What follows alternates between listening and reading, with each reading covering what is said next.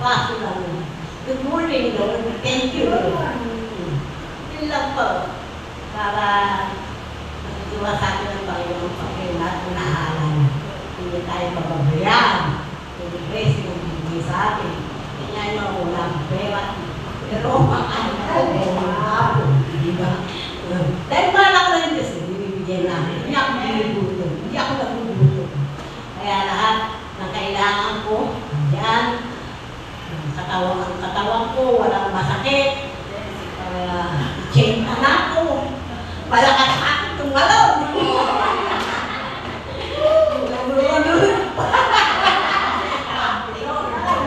Talagang himala ng Diyos ito. Bibigay sa atin. Gaman-gama ko ng hangin. Amen. Diba? Kasi tayo lang kapag-durami. Ako nga, nabibuhay ko pa yung kama ko. Bumibigay ako. Wala akong magawa dahil maghapon lang ako nakahiga. Nag-text ako. Napapansin ko parang gandun lang ako. Hindi kasi makalabas. Ano na ako pupunta? Ano kasi lang mapapala ako. Di ba manahimik ka na at malapit ng bahay namin. Katabi ko sila. Doon, nakausap ko siya. Kaya parang ano lang. Lagi kami nag-uusap. Lagi kami binibigay ko sa kanya. Ako dahil sa buhay ko. Awa naman ang Diyos binibigay sa akin. Kaya alam ko mahal ako ng Diyos. Kaya mahal ko rin siya. Amen! Kaya sabihin ko, kailangan sinta tayo. Pastor po, tanghali tayo umisip ngayon sa bayan, sa Lulukoso. Huwag na hindi tayo magsisita. Kaya ang pastor pagkatandaan. Amen! Salamat po, Sister Sene. Totoo po yung sinabi niya na kapag ka na kay Lord ka, hindi ka po babayaan. Di ba? Ang lahat ay bigay ni Lord. Lahat po ng ating nakakamtan sa buhay, bigay yan ni Lord. Kaya tayo nakakahinga, bigyan tayo ng hangin ni Lord. Hindi yung oxygen. Di ba? Yung iba nga, maraming pera. Ato naman sa ospital, nakakahinga lang dahil sa oxygen, nabubuhay lang dahil sa mga kung ano-anong aparatong nilalagay sa katawan. Pero tayo, ito, nakapagpupuri, nakapagpapasalamat tayo kay Lord. Magsishare din po ako sa inyo ng nararanasan ko sa buhay ko. Talaga pong buhat nung ako'y maging yes na kasabi na dito. Ito pong malaki ang pinagbago ng buhay ko. Hindi po ako yumaman ha. Nawala nga po ang pera eh. Pero yung pong yaman sa pananalangin, sa pananalig sa Diyos, marami na po ako noon. Kasi po, yung buhay ko noon, bagong-bago na kesa buhat nung ako'y nagira. Yes na. Nabago na po talaga. Dati nga po talagang tunay. Promise. Trinitida. Sublada, at saka talagang pintasera po ako. Huwag akong makakikita ng bakit talagang nilalait ko. Hindi naman po ako maganda. Pero sabi ko po, pagka ako'y nanlait, bakit? Maganda ka ba? Bakit sinabi ko ba? Ba't ako'y napapamitan sa kanya? Napakalaki po ng kasalanan ng ginagawa ko. Ngayon ko lang po napagtanto talaga, nung ako'y nasa Panginoon na, ang dami ko pa ng kasalanan. Talagang sapin-sapin na. Sabi kong gano'n. Pero mabait si Lord. Buhat nga po nung nagbago na ako at nanalig na ako sa kanya, nanampalataya na ako. Talagang sinabuhay ko na po ang Panginoon. Sinasabuhay ko na po talaga. Yung dati ko pong ginagawa, hindi ko na po talaga ginagawa ngayon. Yung pong pinapakatapang. Huwag may maririnig akong hindi maganda at aking nanunugod. Pero ngayon, Lord, sabi ko pa noon, alisin niyo po yung ugali kong gano'n. Alisin niyo po yung pagkainiti ng ulo at bigyan niyo po ako ng pagpapakubaba na ugali. Kaya nga po ngayon, kahit na medyo hindi ko nagugustuhan yung sinasabi, hindi ko na lang dinidinig. Ayoko na lang pakinggan kasi baka magkasala akong magkasala sa Diyos. Pero hindi ko po sinabi, wala akong kasalanan pa ngayon. Kasalanan din po ako. Pero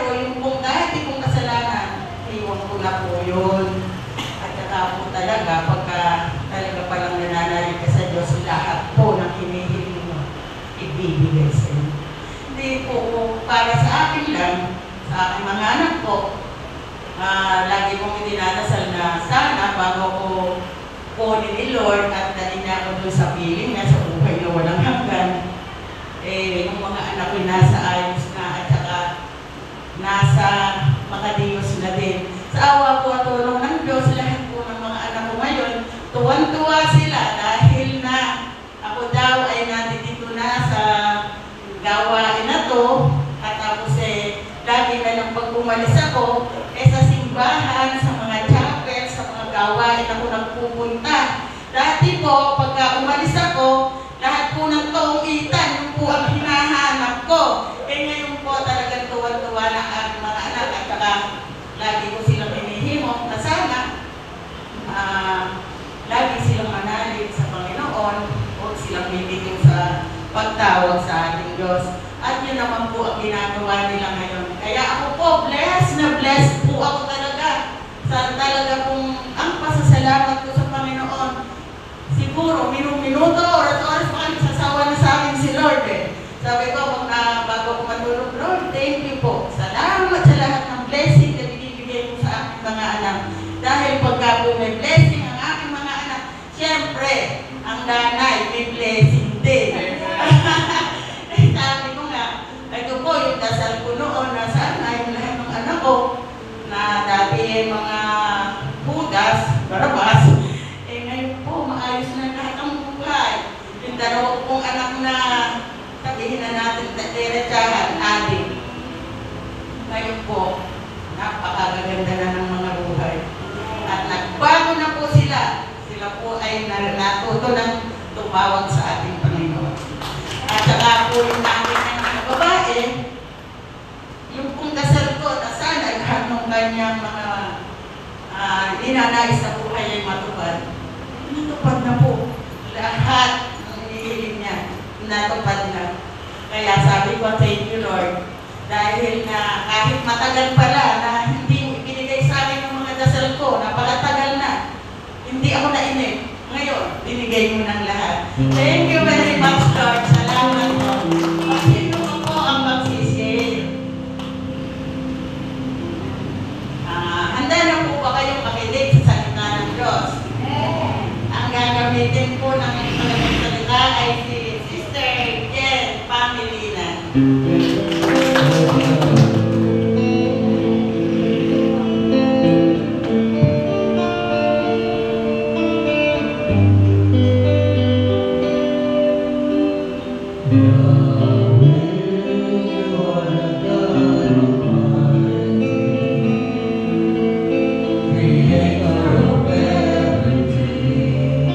Creator of everything, you make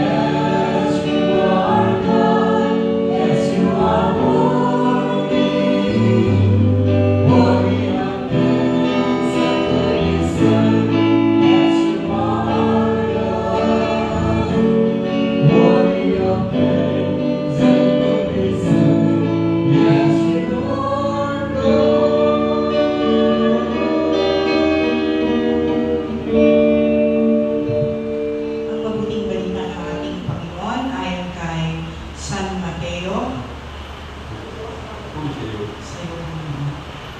Mateo chapter 5 verse 3 at ang mga sumusunod. Pinagpala ang mga taong walang inaasahan kundi ang Diyos, sapagkat kabilang sila sa kaharian ng langit.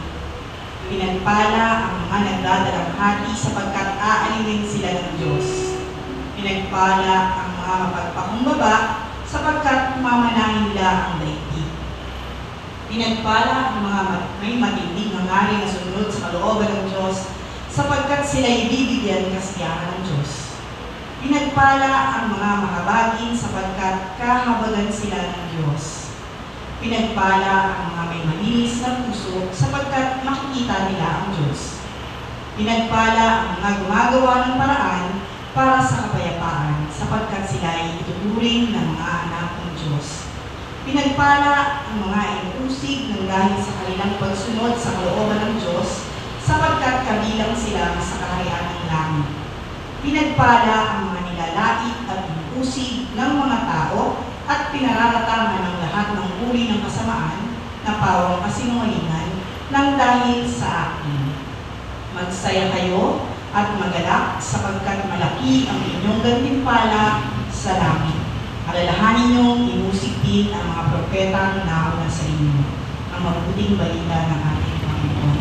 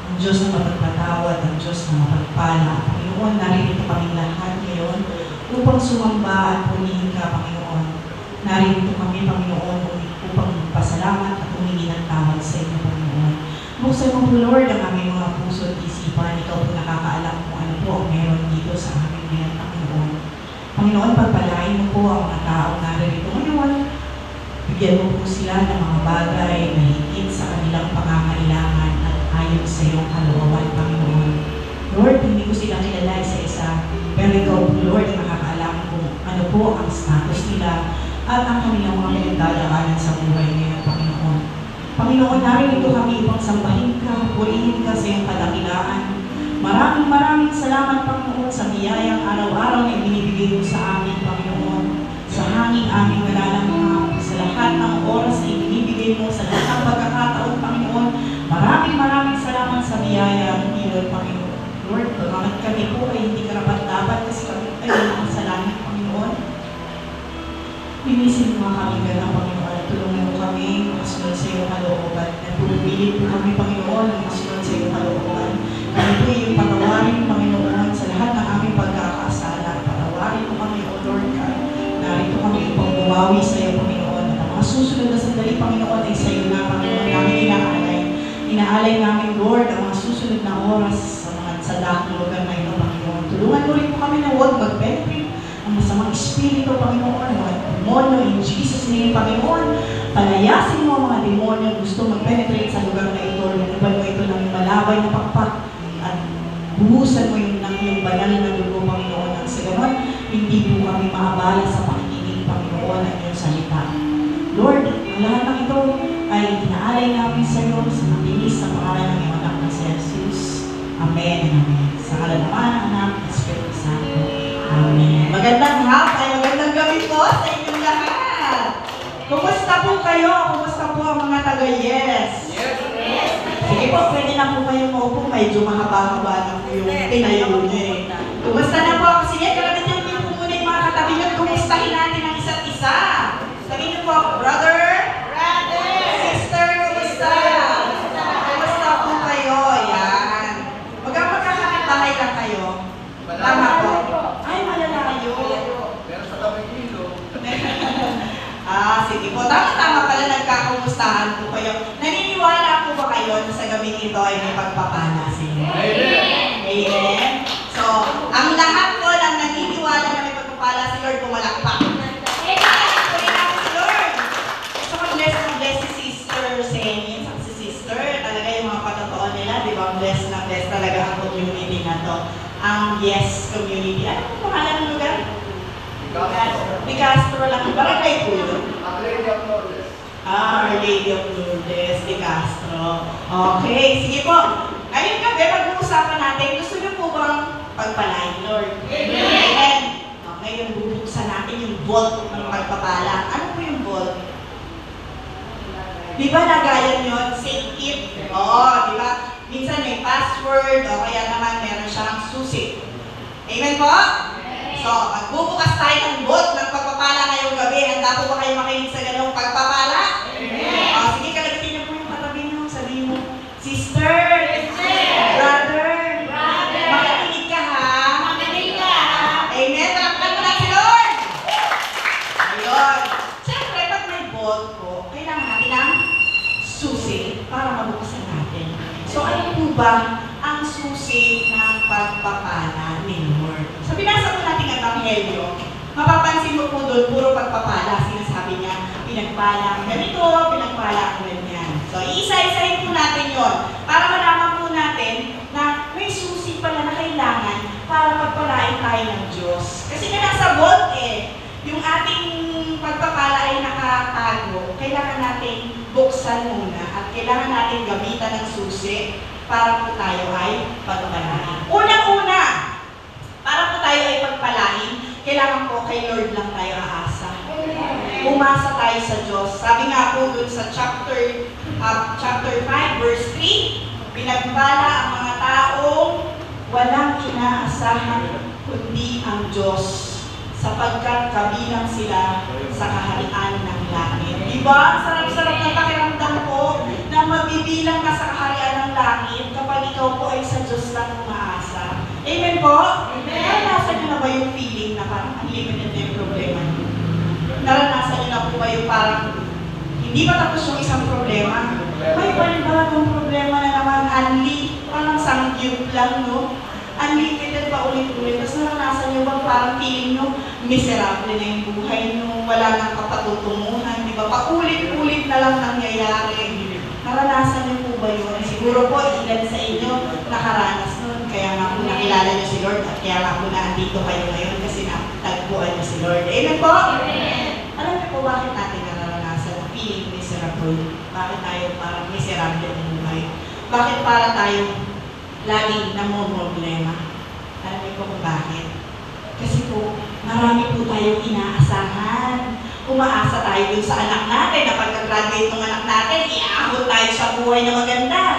Umaasa tayo dun sa asawa na natin na nasa abroad, na pag sumahod siya, magkakaroon tayo ng pa-construction sa bahay natin. Amen po? Amen. Ano pang inaasahan natin? Minsan, umaasa tayo dun sa nakamotor. Nakikita niyo po yung parang meron pang nakalagay dito sa ulo niya. Sino po yun? Ayun pala, di ba minsan umaasa tayo sa mga 5-6, sa mga lending, at sa mga mauutangan pang iba. Amen po? Amen. Hindi po natin alam na dapat pala ang asahan natin, sino lang? Lord. Si Lord! Kasi sinabi na po yun eh. Sinabi na po, di ba, sa Ebanghelyo na binasa natin, sa chapter 5, verse 3, mapapalad ang mga tao, pinagpala ang mga tao, umaasa lamang kay Lord. Amen po? So dapat ganito tayo aasa. Kay Lord, amen. So hindi na tayo aasa doon sa 15:30. Amen po? Amen. Bakit 15:30? Ano yung 15:30? Sweldo, oo. Kasi sa totoo lang po, ginagamit ni Lord ang work natin, ang trabaho natin, kung meron man po kayong trabaho, is ginagamit yun ni Lord para daluyan ang pagpapala niya. Pero si Lord pa rin po ang nagbibigay mo. Naniniwala po ba kayo? Amen. Amen. So, kay Lord tayo aasa, huwag sa 15:30 o kahit kanino pa man na nagmumotor na dumadaan dyan. Amen ba? Amen. Palakpakan natin si Lord. Alam niyo po mga kapatid, ako po, gusto niyo kwento? Ayun, gusto naman pala. Kasi kung ayaw niyo, ay kumita tayo. Ganito po kasi, nung panahon po na, ako po ay tinawag ni Lord actually, 9 years old pa lang. Sa dating community po namin, yun din o, yung nakalagay doon. Ayan. So, 9 years old, that was sa Luneta pa yun, di ba? So, ako po ay tinawag ni Lord 9 years old, pero dumating po sa punto na yung mga buhay makamundo ay naranasan ko. Ay, ang sarap pala doon. Nag-high school ako, nag-college ako, at nag-asawa ako, na talagang nasa mundo yung buhay ko. Tapos, kababalik ko lang po, netong mga 2 years ago, bago po ako mag-aral mag-preach. Pero, alam niyo po, nasadlak ako sa isang bisyo.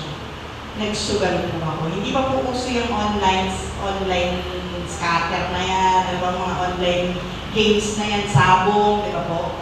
Nalulong po ako sa sugal. Nalulong, kaya ako nasabing nalulong kasi dumating na po sa punto na wala na akong pansugal. Pinangungutang ko na para makapagsugal ako. Amen po. Alam niyo bakit po gano'n? Hindi ko kilala si Lord eh. Nangyari po kasi na inasahan ko yung sarili kong tulong. Kasi po, dati, ang career ko po, from rank and file to manager, pumasok ko sa isang kumpanya na rank and file, aalis ako doon, sure ako, manager ako. So, matalino ang tingin ko sa sarili ko, overconfident. So, kahit to the point na alam ko magsusugal ako, mananalo ako dito. Iniisip ko pa ulit-ulit, ganito ang strategy. Pero ending po, yung sa pagsusugal, talo. Nagkanda-utang-utang ako. Kasi umasa po ako sa sarili kong tulong. Wala akong Diyos eh. Hindi ko alam na si Lord pa lang dapat aasahan. Ngayon kung alam ko na, pinagpala po ako ni Lord. Kasi po yung mga pinagkautangan ko halos nabayaran ko na po siya in 2 years time po. Dahil kay Lord, binigay ni Lord yun at umasa ako sa Kanya na yung pagpapala na yun sa Kanya nangyari. Amen po? Amen! So yun po nangyari sa akin. Mahaba pa po yan, marami pa po ako na kwento. Pero yun po yung nangyari sa akin. Hindi pa man po ako totally nakabayad ng utang. Pero naniniwala po kayo na yung million-million kong inutang, yung pong pinagkautangan ko, kinuha na ni Lord. Hindi ko sure kung kay Lord siya napunta. Kasi nagpapautang siya. Pero po, nawala na po siya sa mundo. Namatay na po siya. Imagine niyo po yun. Yung pagpapalang binigay sa akin ni Lord. Hiling ako ng hiling. Nung bago pa lang ako, nung ma-attend pa lang ako. Kasi hindi pa po ako nag-aaral ng preach. Lord, hindi pa ako 5 million. Kasi 2 million yung utang ko, 3 million pang business ko. Ganon. Hingi ako ng hingi. Pero ang nangyayari, hindi mo binibigay ni Lord ano. Pero before I know it, ilang buwan lang, yun nga, namatay yung pinagkakaroon. Amen? Binayaran niya. Sa ibang pamamaraan man niya ako pinagpala, hindi man niya ibinigay na cold cash 5 million, pero binayaran. I'm sure si Lord ang nagbayad na. Amen po? Amen. So yun po, umasa ako kay Lord. So tayo po dapat, baka may inaasahan pa po kayo na iba, tapos yung pagpapala, hindi niyo pa natatanggap. Baka ganun nga po, hindi pa tayo kay Lord umaasa. So para po pagpalain tayo, asahan natin si Lord lang. Amen po? Amen. Yun po yung unang susi. Unang susi yun ha. So magbubukas na tayo ng pangalawa. Alam niyo yung bolt, diba na po yun? Iniikot na combination. So, ito, 7 kombinasyon.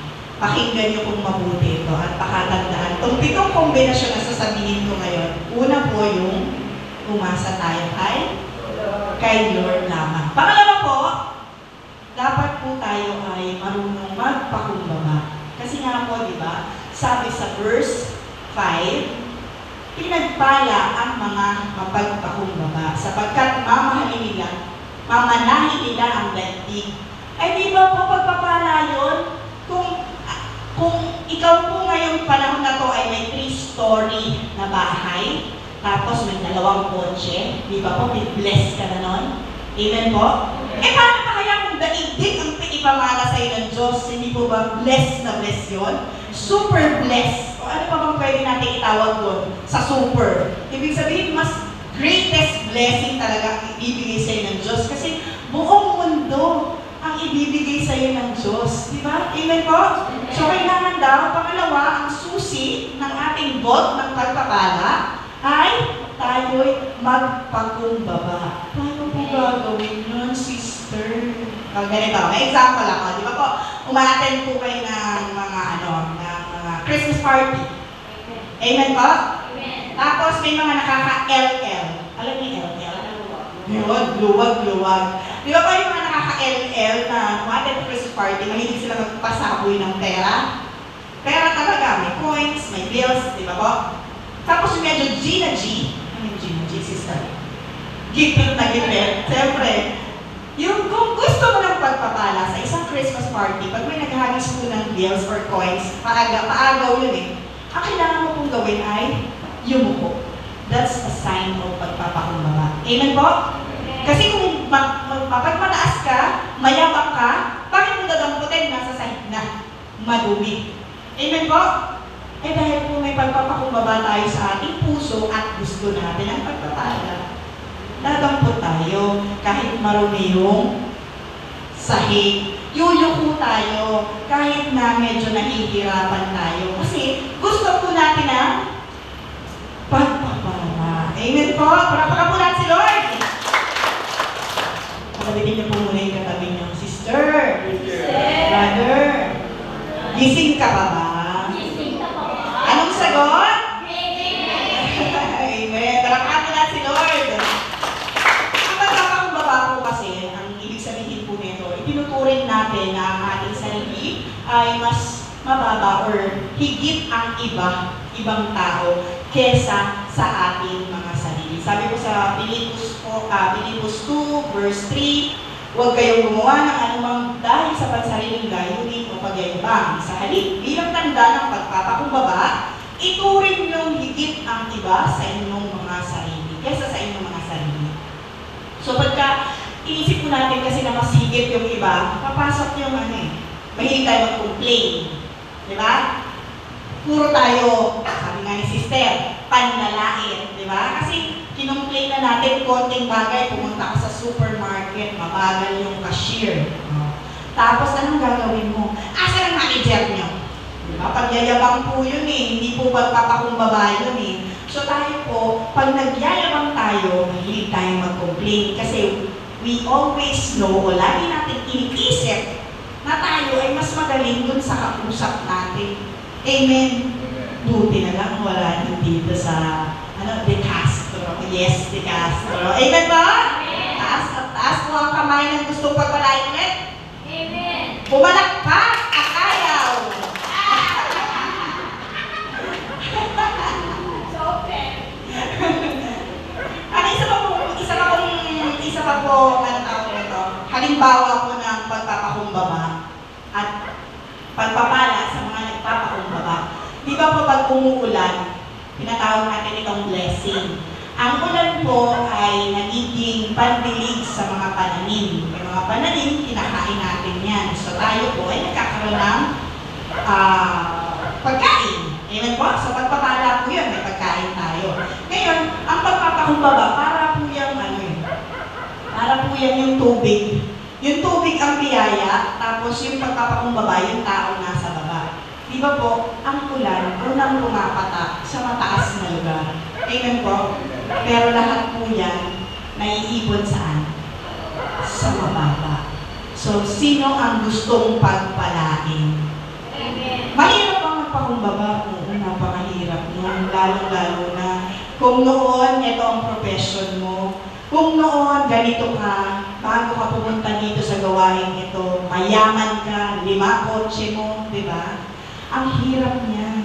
Pero naniniwala po ako, mga kapatid, hindi ito imposible. Amen po?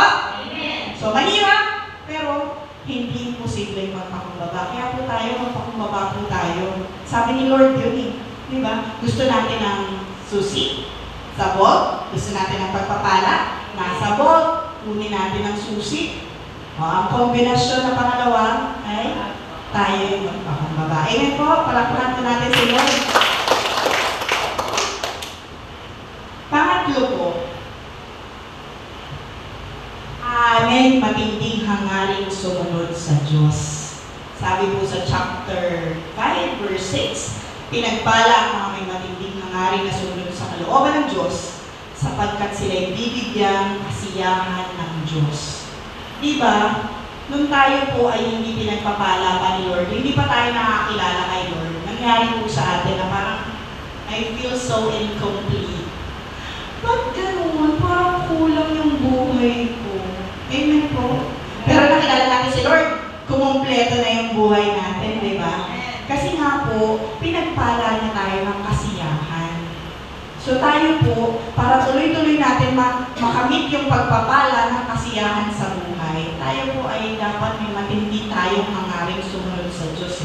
Naniniwala po ako kaya tayo narito ngayon kasi sumusunod na tayo kay Lord. Yun nga lang, hindi pa 100%. Amen? Amen. Hirap eh. Pero, hindi imposible. So yun, kung may matinding hangarin po tayo sa pagsunod sa Diyos, papapalain talaga tayo ni Lord mo. Kukwento ko ulit buhay ko. Alam niyo po ba? Ang aking brother husband, yung kasama ko po ngayon, kunyari wala siya, para hindi halata na siya yung pinagkukwentuhan natin. Yung brother husband ko po, 10 years kami magkahiwalay niyan. Because of differences, marami kami hindi pinagkasunduan, 10 years po talaga. Ngayon, simula nung nag-aral ako kay Lord, sabi ni Brother, alam niyo si Brother Dean? Si Brother Dean. Si Brother Dean po yung naging teacher ko kasi nung ako yung nag-aaral mag-preach. Sabi ni Brother Dean, isa sa mga lesson namin, na kailangan mong sumunod sa Diyos. Kung gusto mo maging preacher, kailangan sumunod ka. Eh sabi po sa Marcos 10, verse 9, ang pinagsama ng Diyos ay hindi pwedeng pag-iwalayin ng kahit sino, ng tao. Amen po? Amen. So, sabi ko, sige na nga Lord, pauuwiin ko na yung asawa ko. Sa totoo lang po, hindi ko talaga, at first, nung mga panahon pinauwi ko siya, ayoko siya pauwiin. Bakit ko siya pauwiin? Sakit siya ng ulo, di ba? Bakit ko siya pauwiin? Hindi naman nagtatalo nga kami madalas. Amen po? Ang hirap. Sabi ni Lord, sundin mo eh. Pauwiin mo na. Pauwiin mo na. May choice pa ako. Sabi ko, Lord, sige na kung yan ang gusto ko na rin. Diba? Kasi na totoo lang po, ayoko talaga. Kumbaga, inisip ko lang talaga, kailangan kong sumunod kay Lord. Gusto ko lang pagpapala eh, diba? Miserable buhay ko eh. Pero alam niyo po, sa kabutihan ng Diyos, ayan po, kasama ka ng brother husband ko, nagpupulit sa matambayan po sa kay Lord. Katulad ko. Tapos siguro soon, siya naman yung mag-preach dito sa harap. Amen? Amen po. So yung matinding hangarin po na pagsunod sa Diyos, isang kombinasyon yan sa ating goal para tayo ay pagpalain. Bago rin po ako mag-preach sa totoo lang, ang dami kong sinaalang-alang eh. Sabi ko, paano kaya yan habang nag-preach ako? Yung nakita ko na dumaan dyan, yung pinagkautangan ko, sige na ako, natatakot ba? Sabi ko, sige, Nina, hindi ako matatakot. Kasama mo ang Diyos. Amen? So sabi ko, sige, napipreach na ako, mag-aaral na ako, okay na. Sige, Lord, ikaw bahala sa akin. Hinalay ko talaga yung buhay ko. Sabi ko, Lord, ikaw na bahala. Susunod ako, hanggang kaya ko susunod ako. Pero syempre, napakahirap. Amen? Amen. Pero, hindi imposible. Amen? Amen. So, mahirap man siya, hindi imposible. Pero lahat ng imposible, bigyan natin kay Lord. Amen po?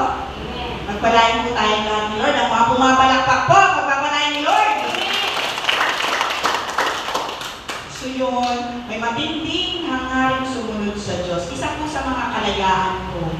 Dahil nga po, nung panahon na ako high school at college, natuto ko mag-inom, ganyan. Isa sa mga kalayaan ko po is yung nawala na po dati. Pagka niyaya ko ng mga kabarkada ko, sasabihin sa akin ng mga kabarkada ko, tara, inom tayo. Lahat sila bagsak na. Ako, tayo pa rin. Kasi hindi eh. Diba? Talagang kahit saan, papaalam ako sa nanay ko. Kasi ang nanay ko, since 9 years old nga ako, nag-church na siya. Pero ako po, nawala nga kay Lord. Siya hindi siya nag-stop. Naipanalangin ako. Kaya bless nga ng nanay ko eh. Kasi tuwa siya talaga, proud na proud siya na, ay, naku, preacher na, labi matigas ulo niya.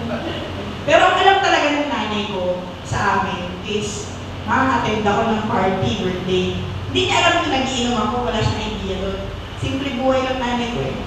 Tapos sabihin ko, ma, attend ako ng patay. Pero nagiinom na naman ako.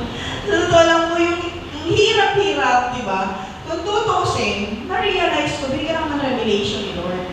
Ano bang nakukuha mo sa alak? Sa totoo lang, uminom ka ng alak ngayon, sasakit ang ulo mo bukas. Hindi naman masaya talaga uminom ng alak. Tapos minsan nangyayari pa, umiinom ka ng alak sa gabi, hindi mo pa alam yung nangyayari sa'yo pag lasing na ka na. Ano nangyayari kagabi? Diba? Amnesia. Nakaka-amnesia. Sabi ko, bakit pag ito gusto ng mga tao itong alak niya? Ako rin ganun, di ba po? Pero dahil sa may matinding hangarin ako sa nasumunod kay Lord, alam niyo po, sa hindi ko sa panalangin kay Lord, Lord, palayain mo ako dito. Kasi magpipreach na po ako. Nakakahiya naman, di ba? Nakakahiya naman po, nagpipreach ako, tapos ako lasengga pa rin, di ba po? Pero sa totoo lang, si Lord talaga ang nagbigay sa akin. May kapiranon na alak, hindi po ako tumitikim na. Ayaw ko na. Sarili ko na rin po yung, katawan ko na mismo yung nagsabi na ayaw ko na. Hindi ko na gusto. Amen po. Pero sa iba napakahirap nun eh. Pero kung may Diyos ka na sinusundan, naniniwala po ako na ang mahirap ay hindi imposible. Amen po? Next po. Dahil sa nagkautang-utang ako, isa po yung naging panintunan ko. Or parang yung pangako ni Lord, isa sa mga pangako ni Lord na pinanghawakan ko, ayun ba na. Isaiah 48:18, sabi ni Lord, kung sinusunod mo lang ang aking mga utos, pagpapala sana'y dadaloy, tulad ng ilog na patuloy ang agos. Tagumpay mo sana'y sunod-sunod, katulad ng alon sa dagat. Amen po? Napakaganda ng verse na yun. Sabi ko, sige naman, Lord, susunod na po ako. Pero sa totoo lang po, kung sakali man meron akong mga hindi pa nasusunod kay Lord, mga petty things na yun, pinapanalangin ko talaga na palayain ako ni Lord. So, ganun din po tayo. Naniniwala po ako, we're not perfect. Walang perfecto dito. Unless may perfectos. Mga brother, perfecto po ang pangalan niya. Ay, meron pala, mali ako. Sa pangalan po talaga perfecto, di ba po? Pero alam ko po, lahat tayo ay paminsan-minsan nagkakamali. Hindi ka tayo ganun. Makasalanan talaga tayo by nature eh. Yan talaga tayo eh, tao eh. Kaya lagi nagsasabi, tao lang. Pero sa totoo lang po, magkaroon tayo ng matinding hangarin para sunod kay Lord, sumusunod na rin po tayo. Amen po? Kaya purihin po natin si Lord. Ang sumunod po ay tayo'y maging mahabagin. Maging mahabagin kasi sabi po sa chapter 5, verse 7, pinagpapala ang mga mahabagin sapagkat kahabagan sila ng Diyos. Di ba po tayo kapag nagdadasal, minsan dumarating pa tayo sa punto na parang, awang na Lord, ibigay kong bayad ng kuryente. Amen? Talaga humingi tayo ng awa, di ba? tayo ng habag ni Lord, kaawaan tayo ni Lord, maging mahabagin po tayo. Sa simpleng paraan, maraming paraan para maging mahabagin. Yung kapitbahay mo na 13 ang anak, hindi lang niya mapakain, kukunin mo yung isa, di ba, pakainin mo sa tanghalian, kahabagan yun eh. Amen? Yung pulubi na nakikita mo sa kanto madalas na inaaway ng mga tao, bigyan mo ng 1 piraso, 2 pirasong tinapay, kahabagan yun, di ba? Hindi yung di ka na nagbigay, ang dami mo pang sinabi. Sinabi mo, asan nanay mo? Bakit ganyan? Dadamit ka anak-anak. Hindi mo kaya bakin. Hindi yun mahabagin. Amen po? So, maging mahabagin po tayo. Kung talagang paminsan-minsan humingi tayo ng awa sa Diyos at gusto nating kaawaan din tayo ng Diyos, hindi naman pwedeng si Lord lang lagi ang maging mahabagin. Amen po? Para pagpalain tayo, isa po sa combination ng goal ng pagpapala ay ang pagiging mahabagin. Amen po? Palakpakan po natin si Lord. Ang next po, pag tayo po ay naging mahabagin, ang kasunod po niyan, hindi na po tayo nag-judge ng tao. Kasi isa pa po yan sa nature natin mahilig tayo manghusga. Yung tipong kumatok sa kapitbahay mo. Kumatok. Ay, kuya, perfecto. Pahuwag lang naman ang 100. Wala kaming bigas. Sasabihin naman ni kuya, perfecto. Bigas ka talaga bibilin mo. Alam na kasi nag-a-addict. Ganon, di ba? May ganun pagkakataon Imbis na pagbigyan natin yung tao, ginagawa natin, hinuhusgahan natin. Amen po? Hindi po pagiging mahabagin yun kapag tayo nanghusga ng tao. Kung tayo po'y magiging mahabagin, ibigay na po natin ng walang pag-aalinlangan.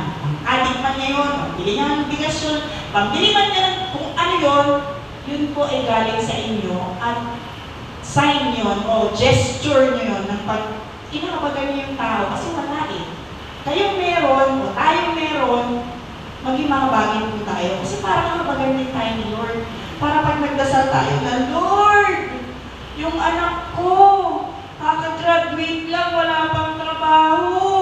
Bigyan mo naman, Lord, ng trabaho, parang awa mo na.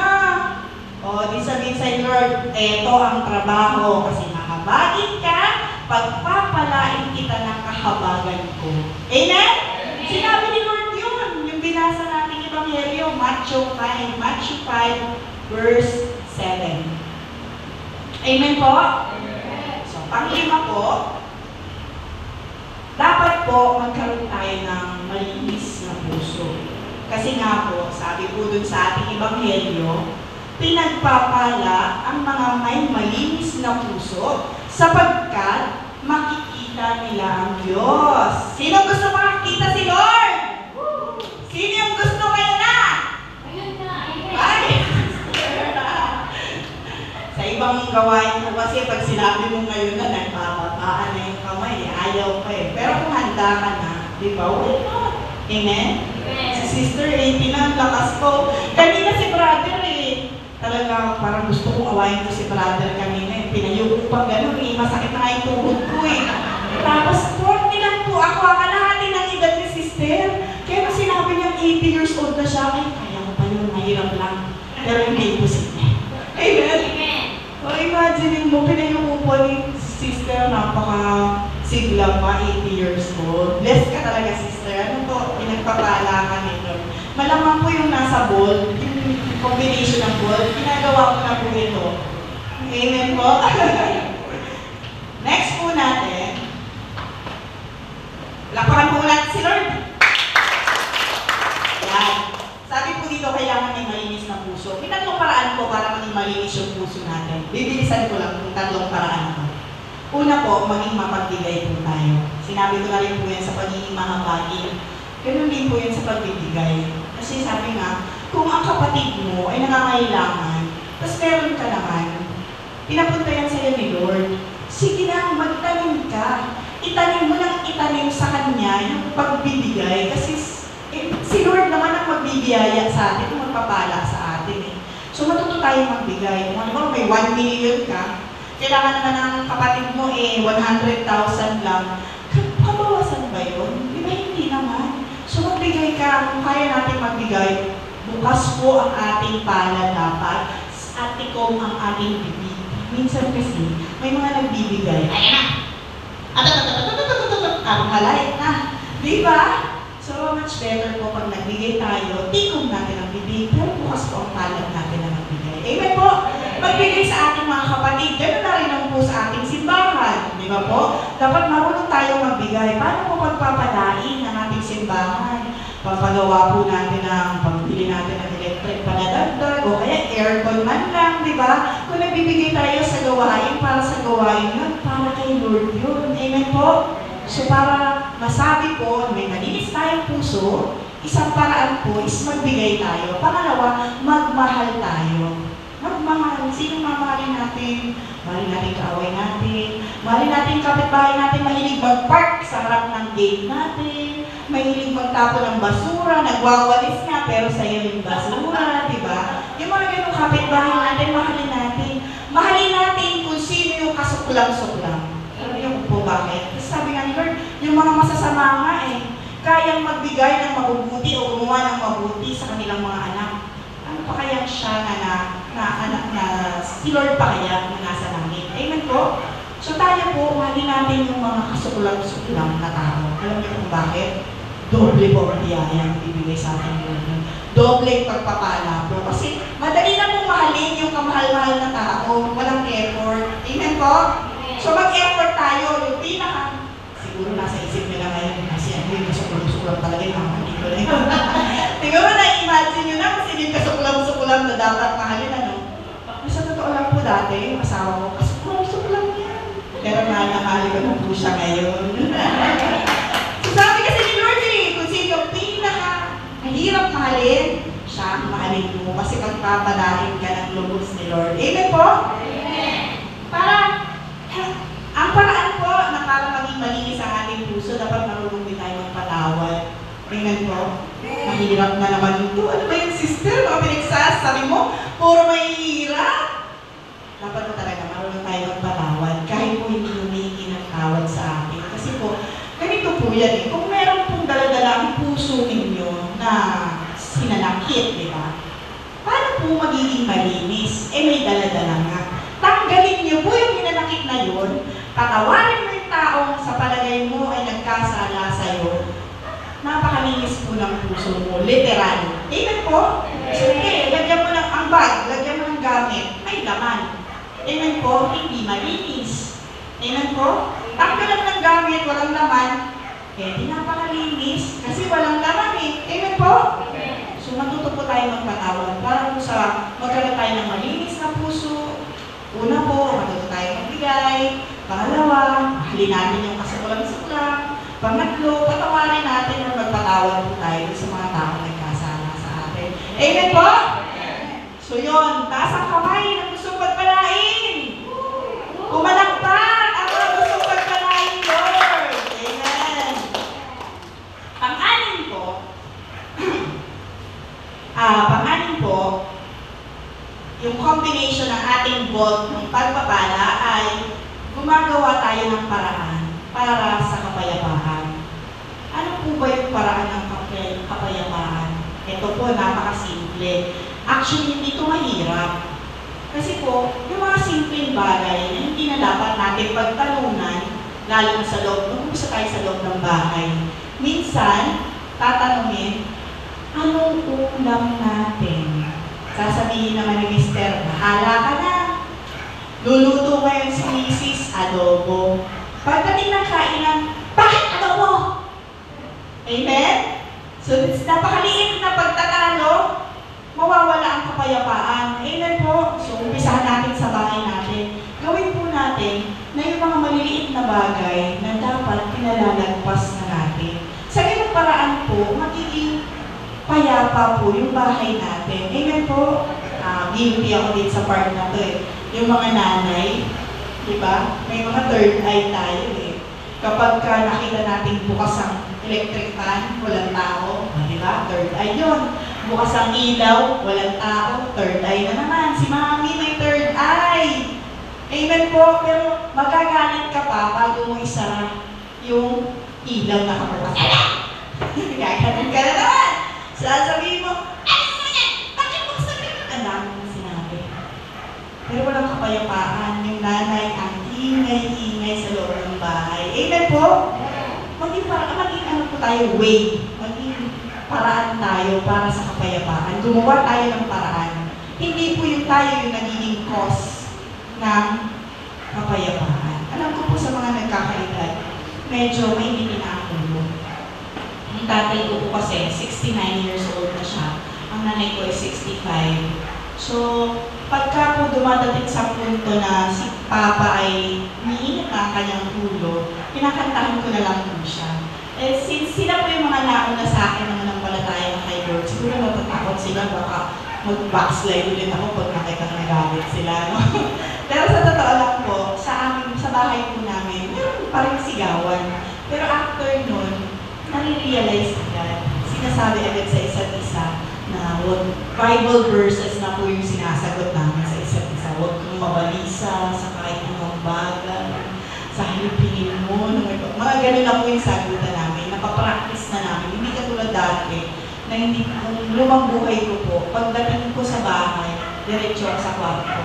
Hindi kami nag-uusap. Mag-usap man kami, napakadalang.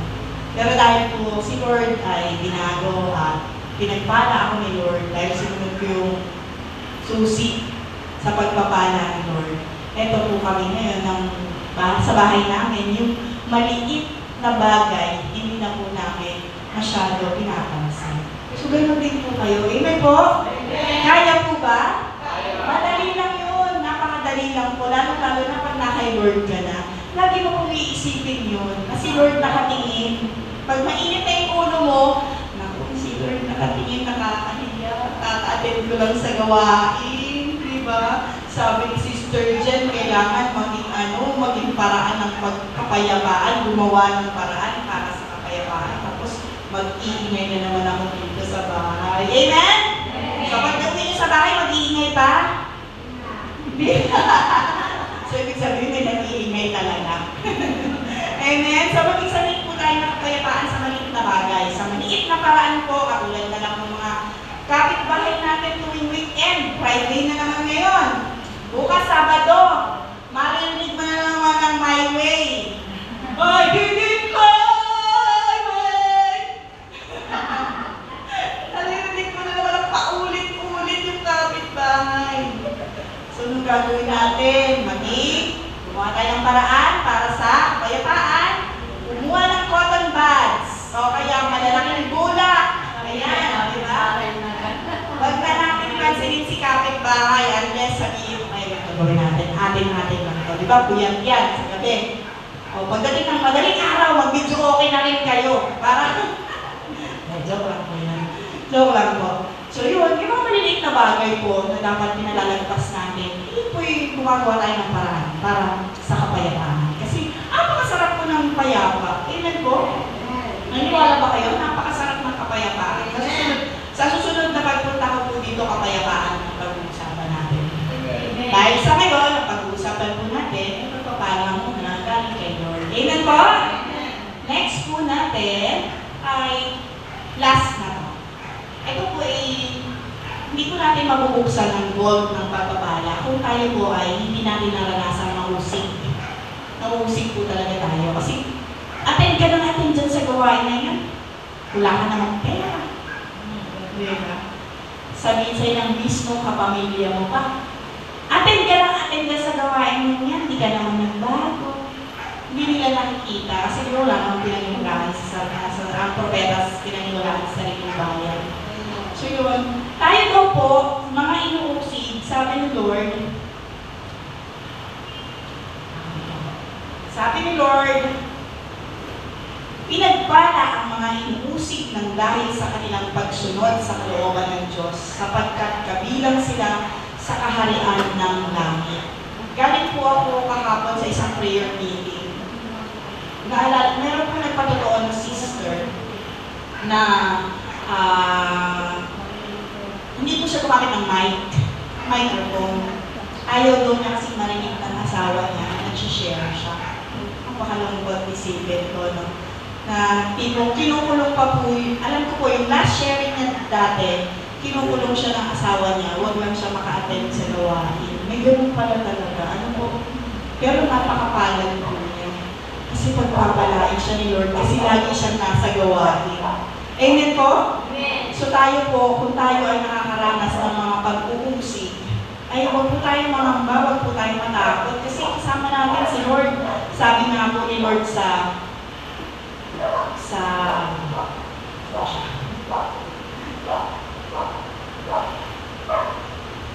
sabi ni Lord sa Isaiah 41 verse 10, ako'y sasayo, huwag kang matakot.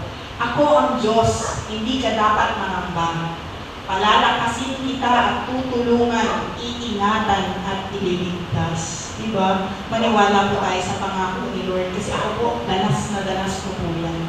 Hindi po ako naniniwala. Dumating na talaga rin ako sa punto ng buhay ko na hindi ako nagdadasal. Sabi ko, paano magdadasal? Eh, gusto lang naman ng Diyos. May Diyos na talaga. O kung may Diyos man, gusto ng Diyos, eh, yung gusto niya lang ang mangyari sa buhay ko. At ako magdadasal. Dumating na po talaga ako sa punto ng buhay ko. Eh, sobrang miserable ng buhay ko. Ang haba ng pinagdaanan ko, nakamiserable ang buhay. Yung pala si Lord lang. Si Lord lang po pala yung sagot na doon sa kamiserablehan ng buhay ko. Lumapit lang ako kay Lord. Maraming beses po, dumating pa nga sa punto, si Brother Dick, nagko-comment yan sa Facebook ko. Kasi nag-reels ako ganyan. Yung parang nagbablog-vlog ako. Si Brother Dick na papasok sa comment, Sister, hinahanap pa, i-invite ka ni Lord sa Sabado, ganyan. Laging gano'n yung comment niya. Blinak po nga. Totoo po, blinak ko si Brother Dick. Hanggang sa dumating yung time na hindi ko na kaya. Sabi ko, sige, sasabihin ko na sa family ko na utang-utang na talaga ako, na nagsugal ako, ganyan. Kaya ito na naman, to the rescue, kasi family friend si Brother Dick eh. Talagang parang tatay ko na po.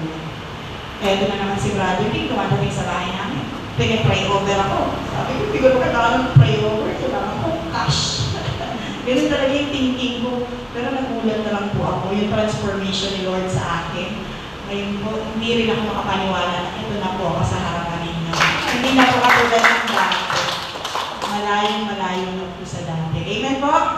So, kung usigin man ako ng tao, usigin man ako ng mga dati kong kabarkada na mahilig sa inuman, sa happenings, makikita nila ako na nagsasalita dito, for sure lahat sila magtataka eh. Inaantay ko po yung panahon na yun kasi handang-handa na po ako na mausik nila. Kasi gusto ko pong pagpalain ako na yun. Amen po? Sa dami po ng sinabi ko today at tonight, isa lang po yung gusto kong paalala sa inyong lahat para po mas mabilis na maalala niyo.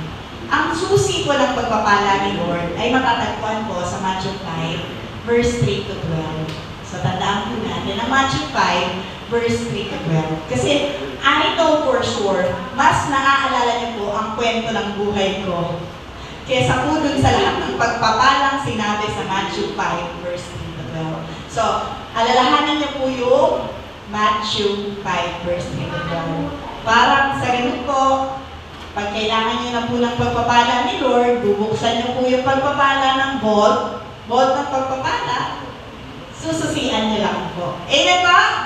Palakpakan po natin si Lord. Tayo po ay tumayo na.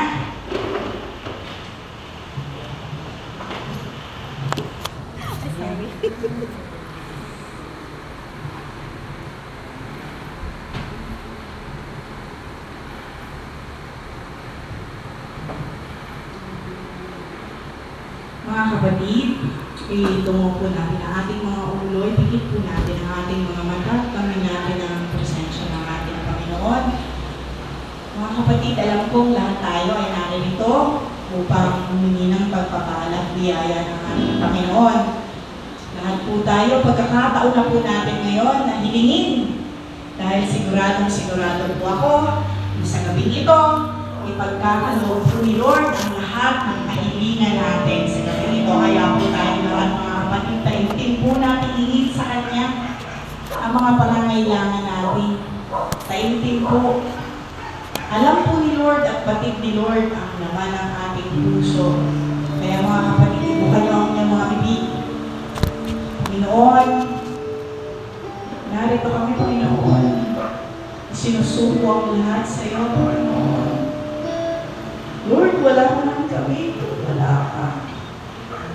Ikaw, Lord, ang aming pag-asa. Panginoon, tulungan mo po kami.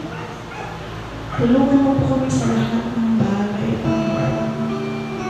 Ikaw na po ang mag-maniover ng aming buhay. Lord, yung pagpapala mo, Lord, inaasahan namin yan, Lord, kasi sinabi mo, Lord, di ba, sa mga pangako mo, Panginoon, pagpapalain mo kami, kung kami maging mahabagin, kung kami ay sumunod, kung kami ay may malinis na puso, Panginoon, kung kami ay magpapakumbaba, Panginoon. Lord, tulungan mo po kami. Pipilitin po namin, Lord, ng susikirin upang kami iyong pagpalain. Panginoon, wala po kaming magagawa, Panginoon, wala ka sa buhay namin. Lahat ng meron kami ngayon, alam ko, Lord, alam po namin na sa iyo lahat ng galing. Pero Lord, meron po kaming kahilingan sa mga oras na ito. Mga kapatid, hindi nyo na mga dapat hilingin. Panginoon, itinadalangin ko po ang kahilingan ng bawat kapatid ko narito, Panginoon. Nagmamakaawa ko, Lord, hindi lang para sa akin, hindi lang para sa kanila, kasama, Lord, ang buong pamilya namin, ang lahat ng mahal namin sa iwan, Panginoon. Lord, please, ibigay mo po sa amin. Pangako namin, Panginoon, susundin ka namin, Panginoon, kahit mahirap. Kahit sobrang hirap, Panginoon, kakayanin namin. Para sa iyo, Panginoon, tulungan mo po kami, Panginoon, sa aming buhay.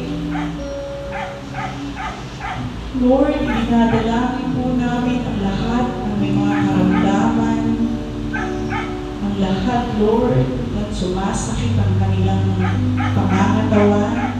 Pagaanin mo, Panginoon, ang kanilang mga nararamdaman. Dinadalangin ko rin, Panginoon, ang mga taong nakakapos sa pananalapi, Panginoon. Tulungan mo po sila, Panginoon, na mas maging higit pa sa sapat sa kanilang mga pangangailangan na iyong ibigay, Panginoon. Lord, tulungan ko rin po ang mga tao may anxiety, depression. Pagpalain mo sila, Lord, ng kasiyahan. Pagpalain mo sila ng kagalakan at kapayapaan sa kanilang puso, Panginoon. Tanggalin mo, Panginoon, ang kaguluhan sa kanilang puso at isipan. Lord, narito kami, nagmamakaawa at humihingi ng iyong habag, Panginoon. Alam po namin, Lord, na ikaw lang ang tanging makakapagbigay ng mga bagay na ito. O Lord God, please help us.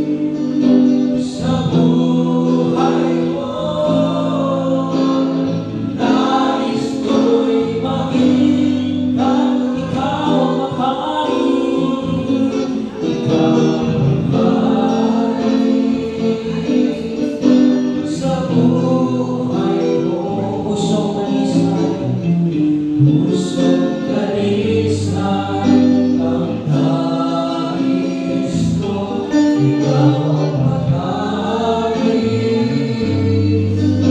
sa buhay ko. Nais ko'y maging katulad mo. Nais ko'y maging katulad mo. Nais ko'y maging katulad mo.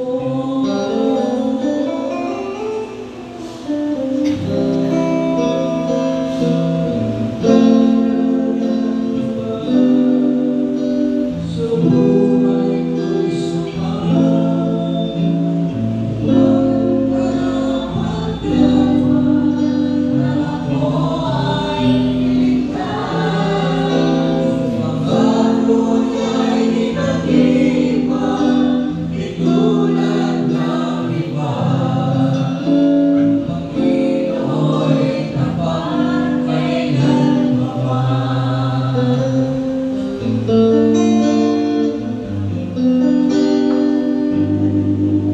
Sa Panginoon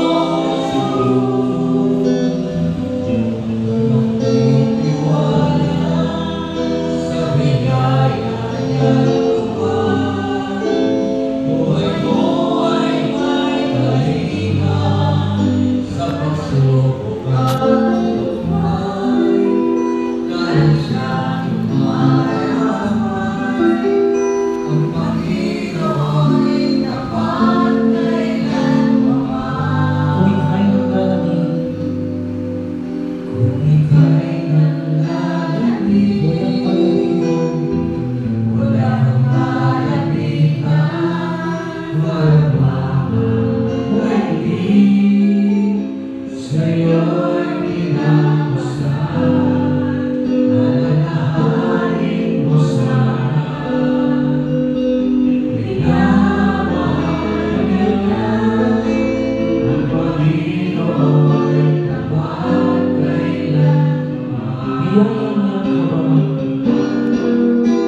Biyaya niya habang sa buhay ko'y sapat. Di magkarapat-dapat na ako ay likas. Pangako niya'y di nag-iba, di tulad ng iba. Ang Panginoon